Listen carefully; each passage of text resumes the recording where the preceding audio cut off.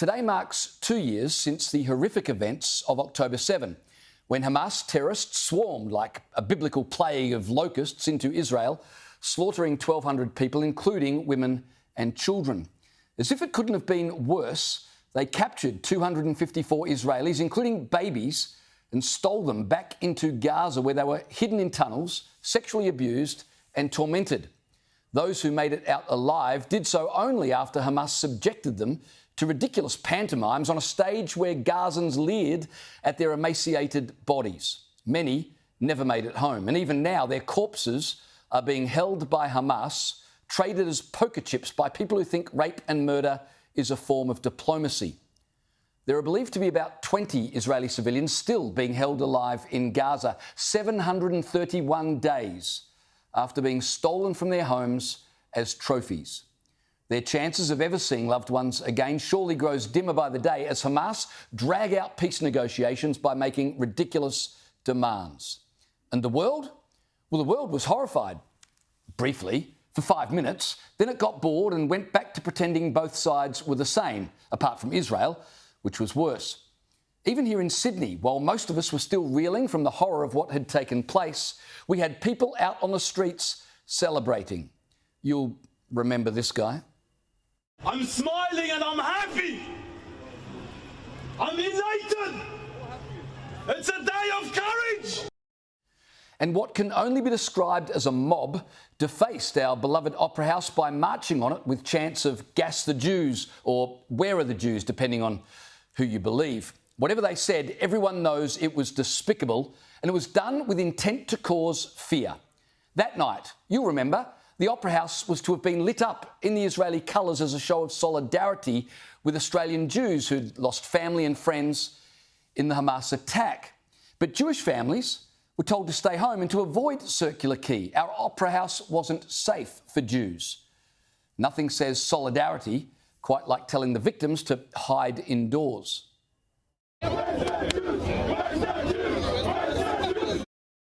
So you have to ask, 2 years later, what's changed? Well, things have gotten worse, a lot worse. We woke up on this, the second anniversary of the October 7 attacks, to find a billboard in Melbourne bearing the slogan, "Glory to Hamas." That there are people in Melbourne who sympathise with an Islamic terrorist organisation that burns babies, rapes women and takes civilians hostage is chilling. But worse, we have people in this country who glory in their deeds. There was even worse to come, which seems to be a reoccurring theme in Melbourne, I must say. Whatever happens, you can be sure there'll be worse. A wall in Fitzroy was painted to read, "October 7, do it again," and "Glory to the martyrs." Can I just say, as an aside, in the Christian faith, a martyr is someone who peacefully lays down their life, not someone who violently takes the life of another. That we have people in this country who glory in murder with religious fervour is frightening. That we have politicians who know this and yet bring thousands of refugees from the most radicalised region on earth where that very culture is taught to school children beggars belief. That those same politicians also sit idly by as people who went to Syria to support that violent, bloodthirsty ideology now return to Australia, well, that's just plain reckless. So spare me when they assure us that public safety is top of mind. We all know that's absolute rubbish, and it has been for 2 years. Nevertheless, Prime Minister Anthony Albanese today said the Melbourne graffiti was abhorrent. I would say recognising a Palestinian state while large swathes of it are governed by a terrorist organisation holding Jewish hostages. That's abhorrent, but, you know, that's just me.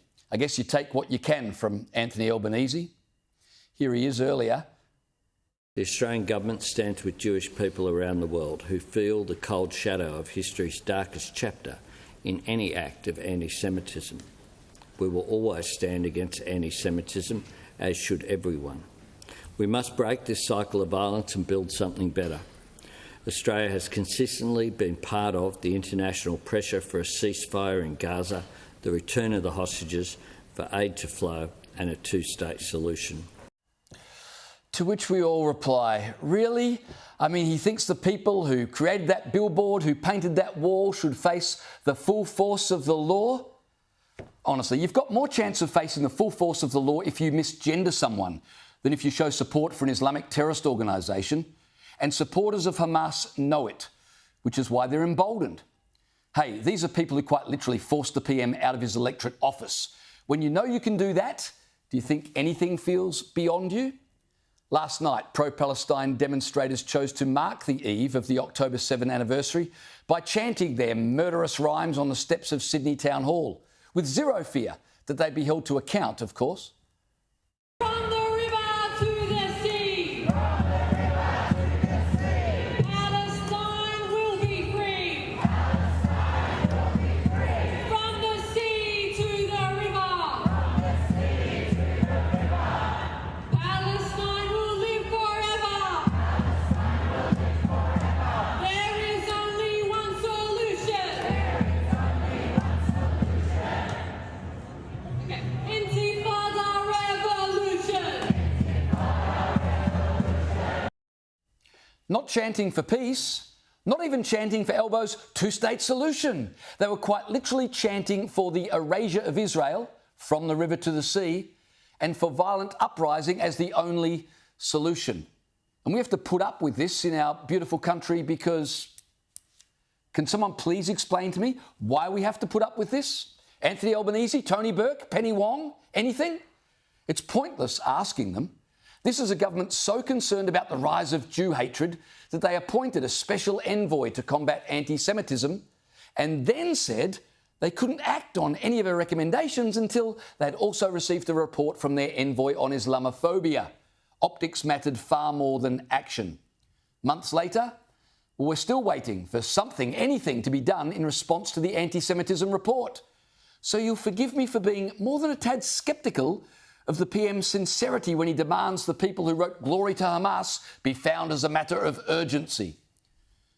Victorian Premier Jacinta Allan had this to say.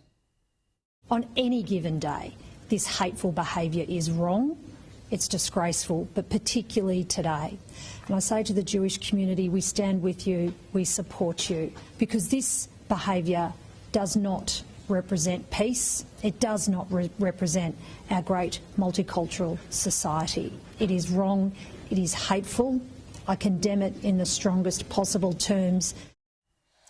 If Jacinta Allan meant what she said about standing with and supporting the Jewish community, she would have been down at Brunswick Street with a brush painting over the Hamas propaganda. That would have meant something.